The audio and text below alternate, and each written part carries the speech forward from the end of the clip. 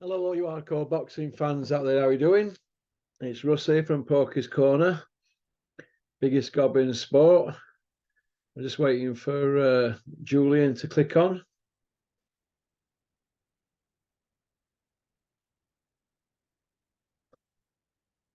As I've just said, I'm just waiting for Julian to click on. He'll be in a second. Here we go. How you doing, Julian? Russell, how you doing, buddy? I'm all right. A few Right. technical problems there. I managed to get on. No problem. We don't need no interruptions. How are you? I'm all right, mate. I thought I'd just take a late lunch, chat to my mate Russell, Yeah. talk about all these great heavyweight fights we're getting at the moment, and see what comes. Right. Well, let's go straight in with it. And I think we should after this week, we need to give it a rest, this heavyweight talk, because Yeah, we're up to here, aren't we, now with it? It's not about all heavyweight. There's another 17 divisions, isn't there? I've always been more attracted to the other divisions anyway. When I was growing up, I'd always prefer a Thomas Hearns, over Mike Tyson. That was just me. But it's absolutely become boring. And what I found even more frustrating was I saw something, might have been yesterday on the news, saying Deontay Wilder now saying 70-30 to Ruiz. It's like, when did this happen? When we had the WBC, when we had people who were mandated, and now they're even battling over like purse splits for like mandatories. They've both been mandated. Final eliminator, chance to fight, to win, fight for the best prize in sport, really force the issue with Tyson Fury. And now Deontay Wilder's turning around and saying, no, I want 70, I want 70, it's just like, it's just become a joke, hasn't it? The WBC and all this. I'm starting to wonder if they're living up to their rules, because if you go through the handbook, Fury really should have been stripped about 11 months ago, shouldn't he? So why are they inventing their own rules as we're going along? Why ain't nobody challenging them? And this is the frustrating thing, because the WBC, they stripped Muhammad Ali when he wouldn't fight Kenny Norton, and they stripped Larry Holmes, who obviously jumped up when he wouldn't fight Greg Page when Holmes jumped over to the IBF. So they've stripped before these fantastic, legendary champions, but yet Tyson Fury's got no fight lined up. They always say that unification takes precedent. Well, which unifications have been in? He's got no fights announced, nothing lined up, and he's just be able to just sit on this belt, and it just becomes a mockery. As we've said before, you've got all these heavyweights now stood still, waiting around. Yeah. Next door, but one's decided to have landscapers round. They're throwing trees through this big machine, like you do. Oh, the big Because chains. I'd just set fire to me and burn them to the ground because I'm a firebolt. I'll be paying no landscapers. They're doing it the sustainable way. Yeah. Derek Chisora. I know Tyson's not fighting anybody. In the last 20 months, all he's fought in 21 months is Chisora and WHYTE. So let me just shut this one. Yeah, it's not exactly Hall of Fame sort of stuff, this, is it?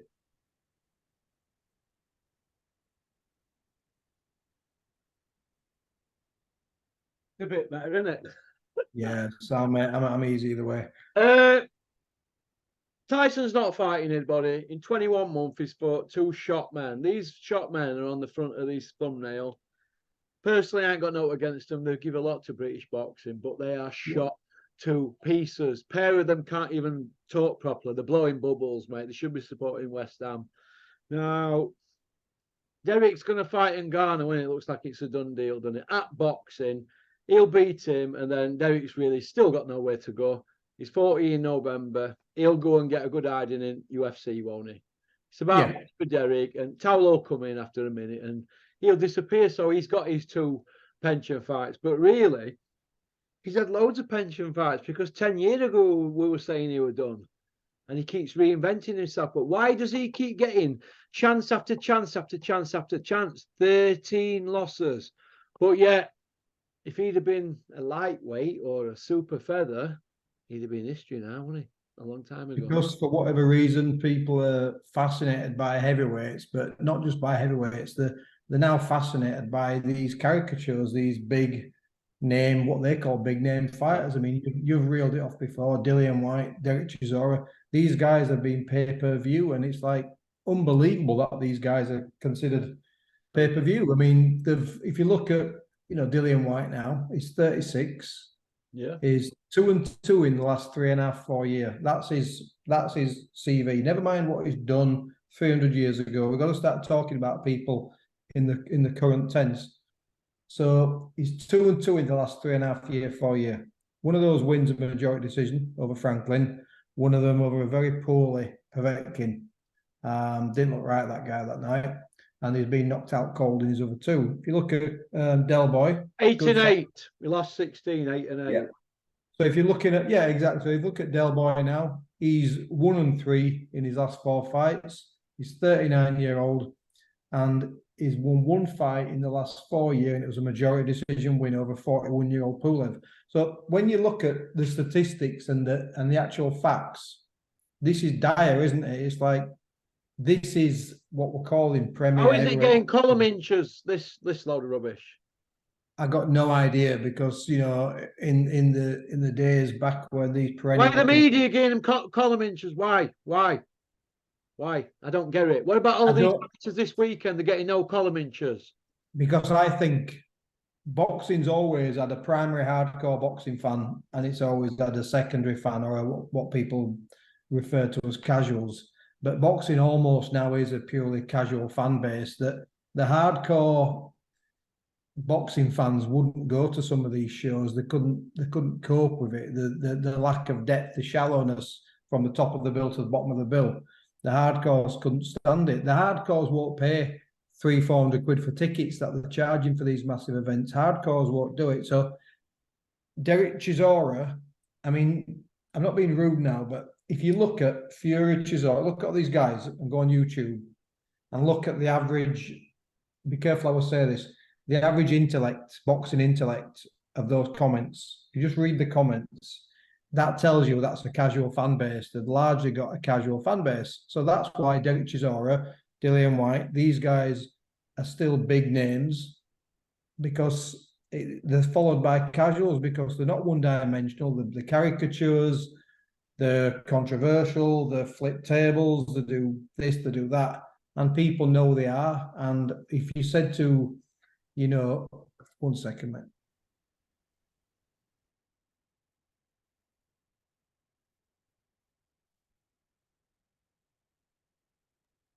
Sorry, mate. My daughter's just come in. So you see what I'm saying? It's just that if you said to your average fan, okay, this is Frank Sanchez in England, in Britain, nobody would know who Frank Sanchez was. They wouldn't have a clue who he was. And it's almost become, it's just British heavyweight focused is boxing right now in this country. And that's the consumers over the year, that Sky and Eddie and Boxer and Matchroom, and they've built these guys up, and they're not that talented. They're just names that we know, and they have given us some entertaining fights over the years, and we still latch onto that. Dillian White's complaining about the rematch clause for Anthony Joshua fight, and he's saying he wants to fight and all that, but now they've stuck a rematch in. He tried to call Eddie's bluff at first, and then he's come running back on him, but they've slipped this rematch in. But Dillian had a rematch put in Povetkin fight, and that weren't a title fight, was it? It sounds like they've now removed this rematch clause, according to something. They've removed it now again. I think. So they're going to fight then. So they've removed it. But do you know what? You get to that stage, it's like, will they, won't they, will they, won't they? And he says, you've said, we have to start looking at the lighter weights now, because will Joshua fight Dillian White? You just get the feeling that it won't, no matter what they remove or add to the contract or don't. You just think, do you know what? When I saw Dillian White speak, and I don't mind White, he's all right. I've never rated him as speaking like he knows it ain't going to happen, isn't he? Yeah, he was talking about it should be a stadium fight, for example. He was griping about the fact it was at the O2, should be a stadium Maybe he's fight. looking for a way out as well. Yeah, I think that's it. They're just making excuse after excuse. Whatever happened to a ring is a ring is a ring? You know, whether it's a ring erected in someone's back garden or it's in Caesar's Palace, Las Vegas, or the MGM Grand, a ring is a ring. And no, I want to walk out first. No, you've got to walk out first. And I want to be introduced first. I want this. I want to be at left-hand side at Bill. I want to be at the top of the poster. I want these type of gloves. I want this. I want percentage on royalties pay-per-view. Whatever happened to just fighting? Usyk just turned around and said, "Look, just don't fight." He never asked it. You know what I mean? He just said He said 30%. He went fine. 30%, and then about who walked out for, even though he's got 5 of the 6 belts, and really he should be the man. Got 5 at 6 belts. Now, back in the day, if you go back to 1950s, whoever the champion were the man. Yeah, it didn't mean who were the draw and all that. You had them belts, you were the man, weren't you? absolutely. And you called the shots, but now it's a crazy situation, isn't it? And Buster Douglas called shots, didn't he, when he beat Mike Tyson? No rematch clause. He called the shots, didn't he, Buster Douglas? And he got a record 24 million for fighting Evander Holyfield, didn't he? Because he had massive things drawn into that. He was the man. Tyson was an ex-champion. Yeah. It's crackers, mate. It's crackers. So we spoke about Wilder and Fury putting offers out 70% and all that. I don't know. Wilder's trying to follow suit when he ain't got a belt. Frank, is it? No, sorry, not Frank Sanchez. I get him mixed up. Jared Anderson fights on Saturday. He's 23 years of age, 14-0, 14 knockouts. Nobody's calling him out. You know, when he does Charlie Martin this weekend, he's going to exert himself up them rankings on BoxRec, and people are going to be talking about him, aren't they? Aram's going to come out about him. He's going to go on about the other guy, the Russian guy, in it. Was got padded records, aren't they? But they're going to big them up. And we've got that next generation of fighters. But what have we got coming through in the UK that are still in the 20s heavyweights? Who's in the 20s in UK? I think we've only got Moses Saituma, haven't we? Who's a young kid. I don't think, no disrespect, but your likes of David Adelaide, they're not future world champions. They're not even on that planet, really. No, I think David Adelaide's being rushed. A lot of pressure on him now. He's on TalkSport, and that is still a bit novicy, isn't he? You think there's plenty of time for him to develop, or do you think they're just going to have to throw him in now? I think he's limited. I think he is limited.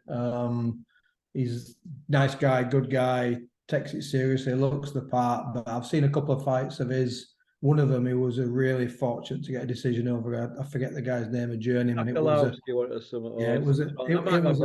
I mean, that's no big deal. Fighters sometimes get lucky early on the way through, but he's not got. You look at fighters and you know they've got potential to grow into, you know, world-class fighters. It's like Johnny Fisher's a big name, sells tickets, but Johnny Fisher started boxing late, so you can't be too critical on Johnny Fisher. But if you look at Johnny Fisher and you look at Fabio Wardley, they've got 2 completely different skill sets. Both of them have got limited experience. Obviously, Wardley's had a few more fights, but Wardley's got more scope to go further because he's got a wider skill set, whereas Johnny Fisher's just a big, strong lad with a bit of power. I don't know. I think Anderson and Sanchez are probably the future. There's a couple more coming through, but we need someone to come through because these old guard now, they're all in the mid-30s. They've all got a sense of entitlement. And even if you look at Usyk's not exactly been prolific in the last few years, probably not by his own fault, but there's been things going on in his life as well. But if you look at Usyk, Fury, White, Wilder, Joshua, if you look at them all, the fight between every 8 months to 12 months now, none of them are, you know, we talk about a dominant heavyweight champion. We don't have a dominant heavyweight champion. Whilst I think Fury is the best in the world, you can't say beyond any reasonable doubt that Tyson Fury is, 1, the best in the world, and 2, is dominant, because he's not dominant not fighting. That's not dominance, is it? That's inactivity. Yeah, it was Sakalowski as well, David Adelaide. Right. So heavyweight division, let's jog it on. We've done our best with it, haven't we? Nobody wants to fight. Let's talk about other things. Let's talk about other things. Let's pretend that we've got Eddie in front of us on the Zoom. What would we ask Eddie? Okay. What would you ask Eddie, Julian, now if he were here now?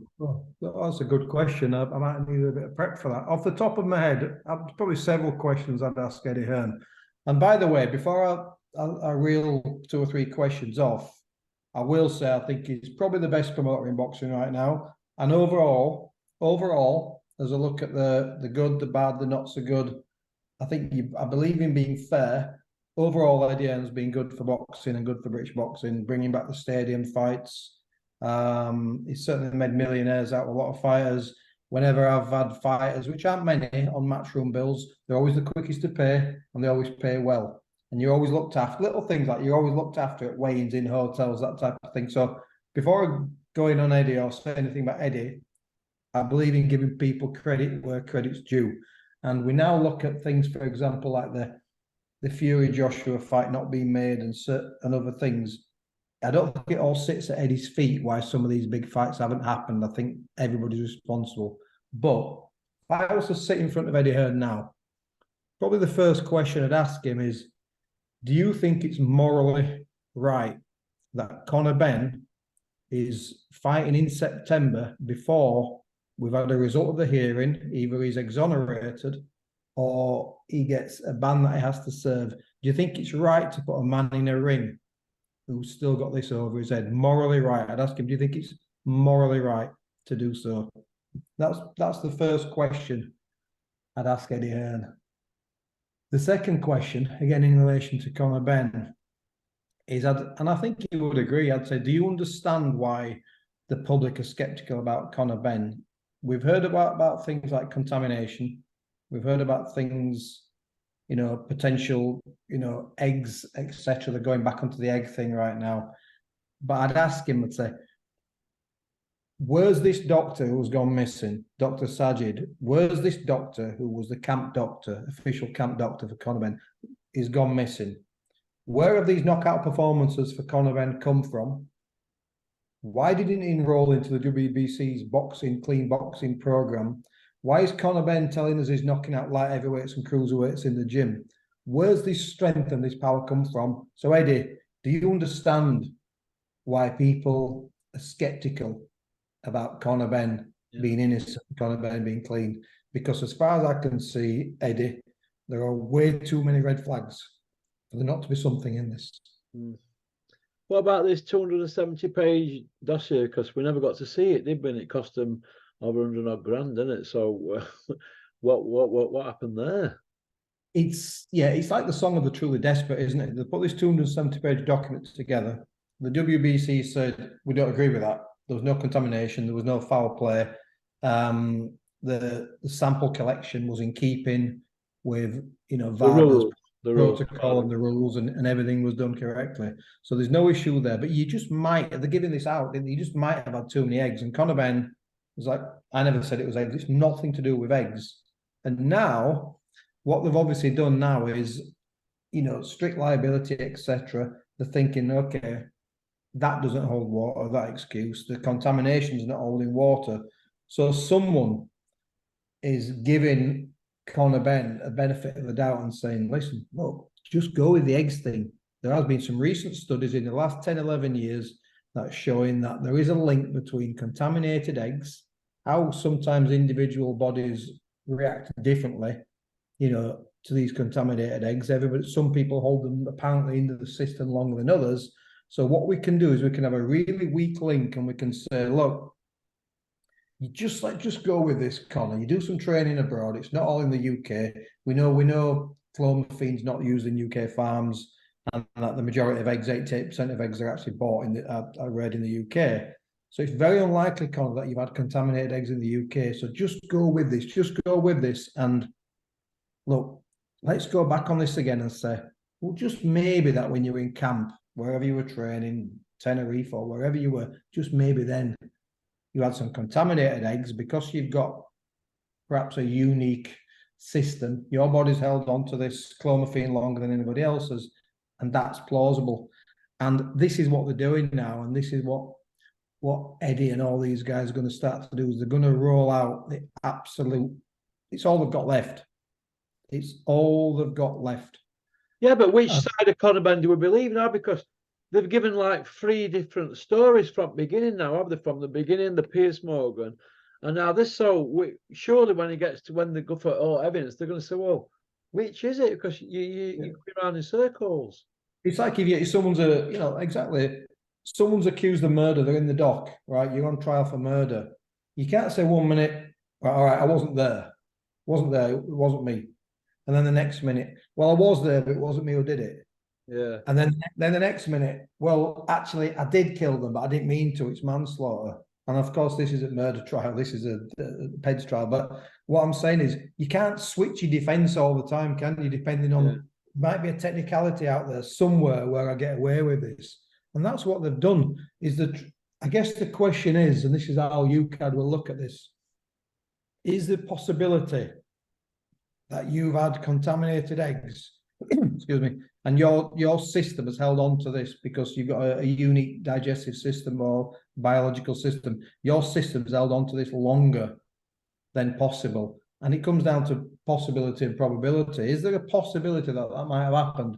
And if they can convince UCAD there's this small possibility that happened, they might give them the benefit of the doubt. yeah, but didn't Victor Conte say the possibility of it were eating eggs worked out at something like 937,000 to 1 odds? And he's the expert for the United States government on this thing because he got busted and sent to jail and all that, and for that Marion Jones thing.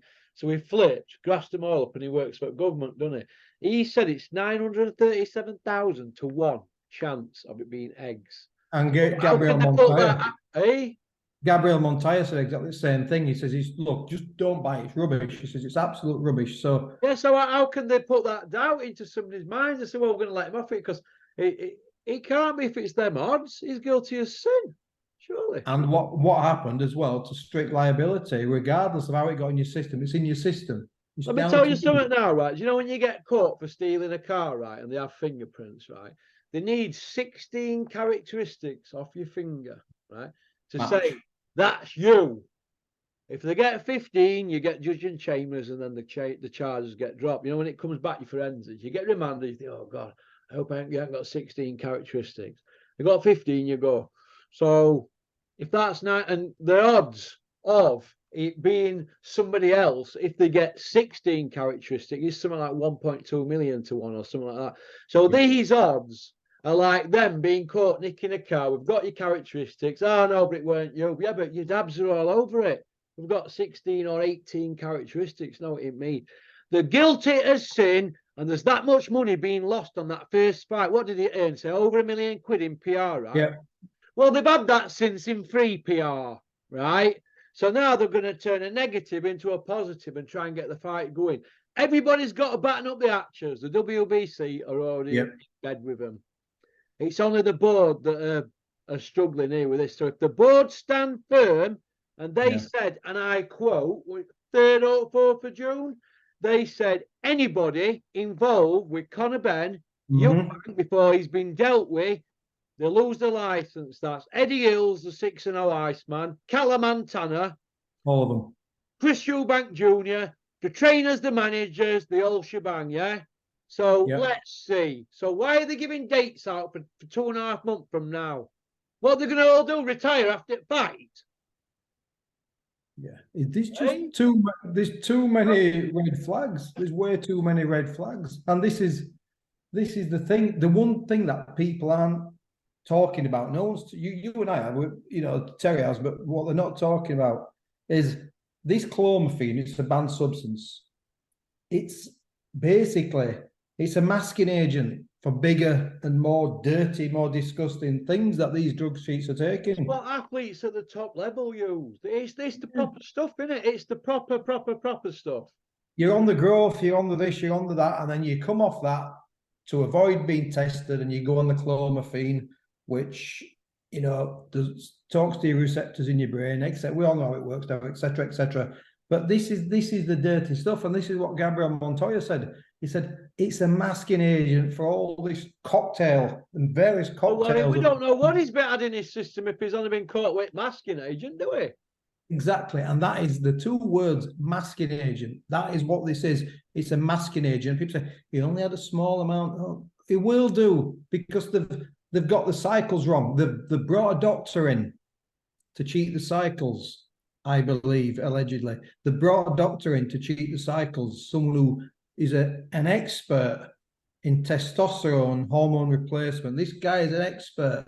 This guy was the camp doctor. He tagged Conor Benn in Instagram, the photo of him. He says, official camp doctor. If someone tagged you, you were a world champion, and you just met them once and you didn't know who they were, and they tagged you and said, I'm Russell Hartley's official head coach, and he just tagged you on Instagram, you'd be like, who's this clown? You just he had him on his profile.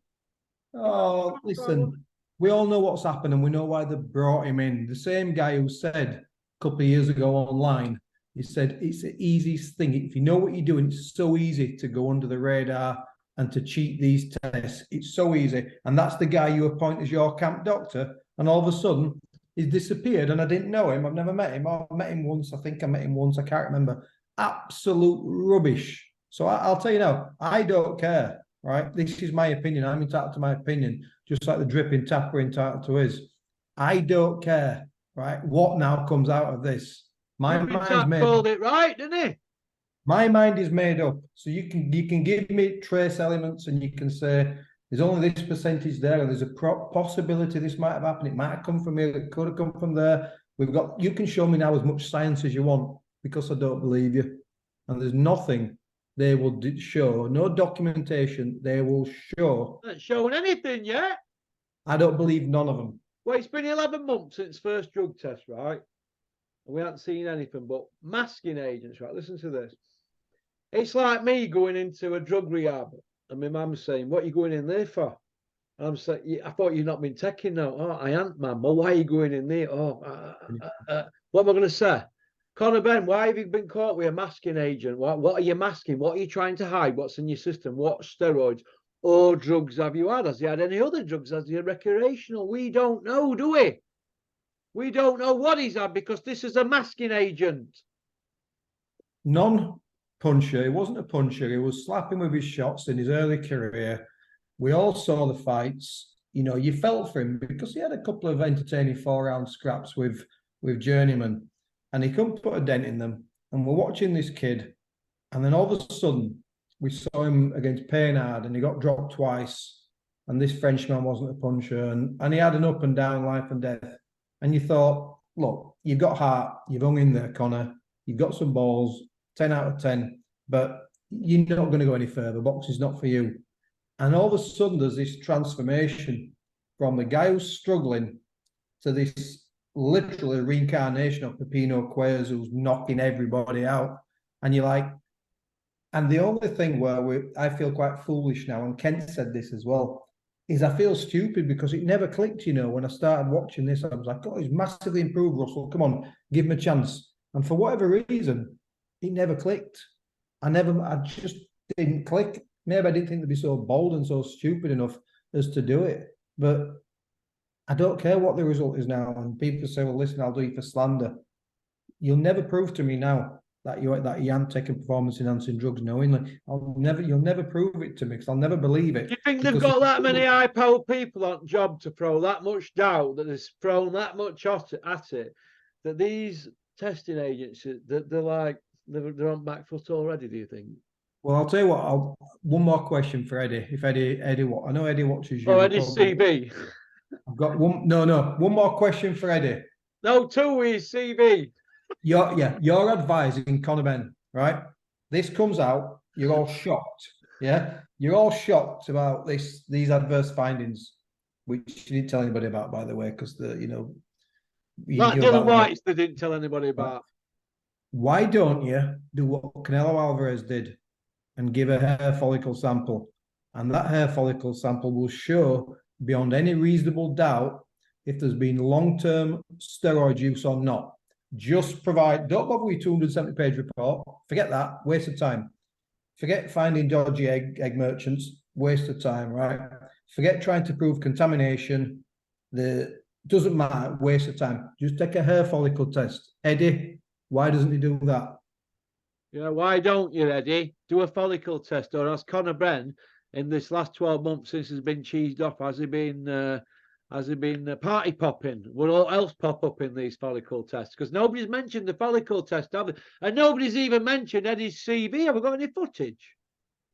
Well, Eddie's CV. I mean, Eddie's ex-amateur boxing career. Division. I just want to know where it is. Right, he's a big lad. Right, I've nothing against him, but I don't like stolen valor. All I want to know, I've heard Eddie Hearn himself on 3 separate interviews, because I've got one bugbear, right? People making up records or exaggerating records. It's me bugbear. I hate it, right? Because I'm always dead transparent about how many fights I had as an amateur, and I was all right, and I was this, and I got stopped a few times, whatever. Not embarrassed about it. I'm proud of it. I'm proud of getting stopped in the first round once. I'm proud of it, mate. It doesn't bother me, right? But I want to know, Eddie, I've heard you give 3 accounts. You said you had amateur fights. You said you had skills bouts. And on the most recent one, I heard you say you had inter-club bouts. Which did you have, and what was your record? I want to know, did you have, because if you had skills bouts and club bouts, which is what you said the last twice I've heard you talk, and the guy on IFL, he said you had skills bouts. If you've had skills bouts and inter-club sparring bouts, there's no decision. So no decision. So you can't be 3-0, 4-0, 5-0, whatever it is, right? The only way you get a record is if you've had ABA licensed fights, competitive fights. I want to know if you've had skills bouts, regular ABA fights, or inter-club bouts. Which of those 3 have you had? I just want to know. Yeah. I can't stand people making up records. I hate it. It's my pet hate. Like Dean Lynch Ward, 64-3, amateur. Oh, I liked him till he said that as well. I always thought he's a bit. I like Dean Lynch Ward. He comes across as a great lad. When he said that, I don't know if you don't have to try and sell fight though, do you? And get his opponent's head.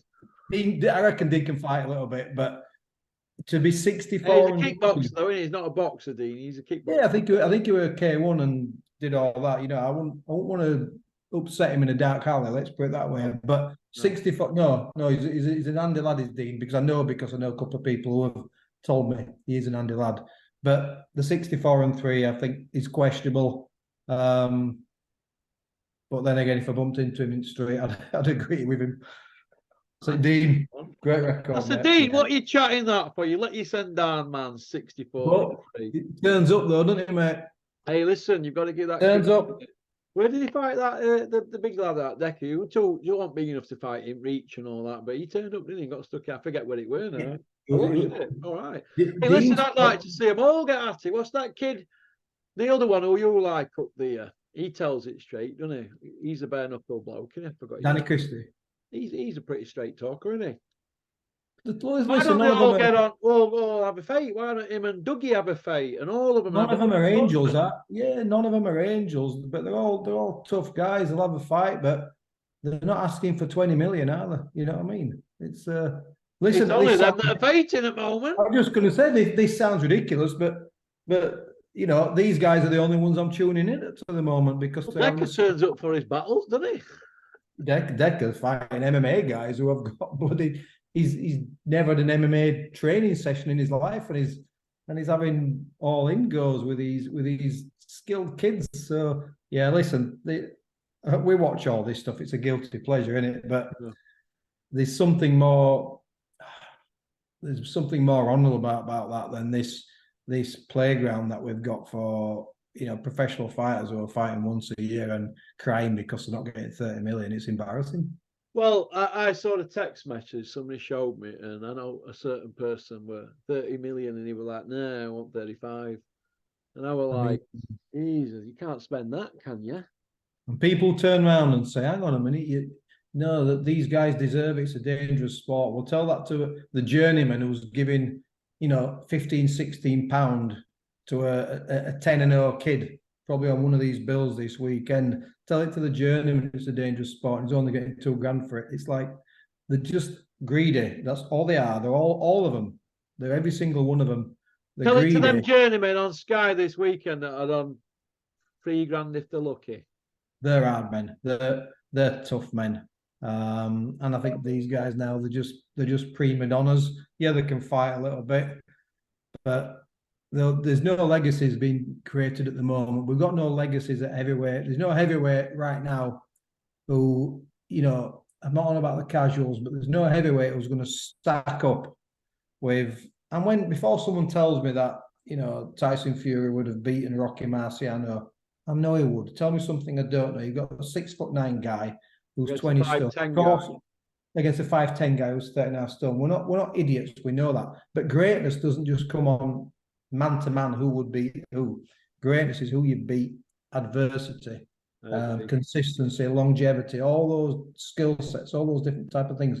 And these guys in 10, 15 years, I'm not talking about by people who are invested in these guys. They'll never match up to the, you know, I've got Ali, Holmes, Joe Louis, Lennox Lewis, Rocky Marciano, Jock Johnson, Sonny Liston, Jack Dempsey. They'll never match up to these great fighters, mate. Not in a million years. Steffi Bull's come out. He's had a dig at Joe Gallagher and Natasha Jonas, saying that Natasha Jonas is fighting a lollipop lady this weekend. But he's in bed with Eddie, and he's going to say that, isn't he? He wouldn't say that if Natasha Jonas were at DAZN, would he? Look, a few years ago they should have given Jonas a rematch, and they didn't. And Jonas is flying high right now, so it's a case of Megadow. She's on Megadow. What do they say? Remember how you treat people on the way up because you might meet him back on the way down. And you've asked me this about Joe. I know Joe, known him years. It's Joe that shut that down, isn't it? That rematch. I'm fair and I'm honest, but I have a mean streak, right? I wouldn't give them a shot. I wouldn't do the unification. No, I say not a chance. You listen. Natasha Jonas has got a child, right? She's a single mother. Right, she won't have earned crazy money before she's getting good money now. She won't have earned crazy money. She's struggling to get by, and they denied her a rematch. They said they'd give her a shot, and they just blocked her out. They just froze her out, and you can't forget that. And she come back though, didn't she? Well, she's done brilliant. She would, didn't she? They thought, she's too old. It was Sigmund Freud who said. Sigmund Freud said, bit of philosophy for you all now. He said, you might forget times and dates and places. He says, but you never forget how someone made you feel. And I think that's what it is with Joe Gallagher and Natasha Jonas. I don't think they've forgotten how they were cast out and how they were made to feel. Well, they're sitting at the top now. She's now going to be a multi-weight world champion and get another belt this weekend. Good luck to them. Nothing against Steffi. I've met Steffi. I like Steffi. Irrelevant. It was unsportsmanlike to give someone... You know, we're happy to give people immediate rematches who don't deserve them, like AJ getting wiped out by Usyk and all these been talking about rematches. But then you get someone who's basically robbed. Somebody who's robbed, like Jonas was robbed. She was out and out robbed. That's if ever there was a case for an immediate rematch, that was it. And she didn't get it, and she was frozen out. So I would say to Natasha and Joe, give them nothing. Give them nothing at all. None of them. Yeah. Well, they had a rematch for Baumgardner. Why don't they just take that? That would have been not warranted a rematch, but it would another fucking a payday for the money. So why didn't they take that rematch? Because she got lit up at a young age. So now she's not going to have longevity. They've got a match, Terry Harper now, with somebody who can't whack. So she's going to have to fight lollipop ladies all her life. And that's it. Unfortunately, that's what she's doing. Yeah, listen, it's a tough sport, so very tough. But you got to fly straight to people when you're sat at the top. Yeah, exactly, and that is the philosophy. That's ultimately what we're saying. Be nice to people on your way up because you never know when you're going to meet them on your way down. Yeah. And on that note, pop, pop, bang. Good luck to Savannah Marshall this weekend and all them fighting. Yeah, good fight. Is Vidal Riley on this weekend? I'm not sure, is he? I don't know. Didn't he fight a few weeks ago, Riley? Oh, did he? He had the rematch. I like him, Vidal Riley. I think he's coming on all right, him. He's all right, isn't he? I don't think Tommy wants that smoke, does he? Tommy Fury. Planet Orbit job that with Vidal. See you, Tommy. Yeah, that won't last long, mate. That won't last long. All right, Russell. Listen, you take care. Have a great weekend, and we'll speak again. Thank you, buddy. Speak soon. Right. Cheers, pal. Right. Well, that was Julian McGowan. Good friend of mine. Good bloke.